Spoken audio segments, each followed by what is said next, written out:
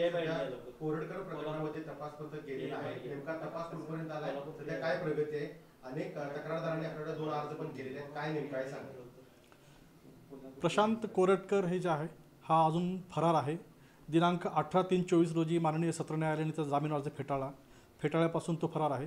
त्याच्या शोधकामी आपले तपास पथक जे आहेत ते नागपूर, चंद्रपूर आणि मुंबई या 3 ठिकाणी तपास पथक गेलेलं आहे आणि त्याचा तपास शोध सुरू आहे आणि त्याच्याविरुद्ध आपण लुकआउट सर्क्युलर पण जारी करतोय आणि तो कुठं ट्रॅव्हल केला, एअर ट्रॅव्हल जर काही केला असेल त्यांनी त्याबद्दल माहिती घेण्यासाठी ब्युरो ऑफ इमिग्रेशन जे आहे त्यांच्याशी पण पत्रव्यवहार आपण आता करतोय। आता आपण लुकआउट नोटीस कधी आता जारी करतो लगेच आपण त्याच्यावर। मला सांगा की नागपूर पोलीस तपास कामात मदत करणार नाही अशा प्रकारची भूमिका आपली तपास पथक एक नागपूरला जे आहे ते नागपूर सायबर आणि नागपूर लोकल पोलीस स्टेशन जे बेलतोर्डी पोलीस स्टेशन ह्या दोघांच्या मदतीनेच तपास करत आहे आणि नागपूरचे पोलीस जे आहेत आपल्या तपास पथकाला मदत करत आहेत तिथं।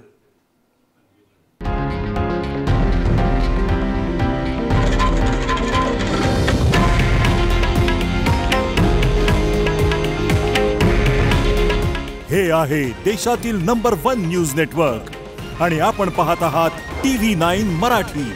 काळजी तुमची, हित महाराष्ट्राचं।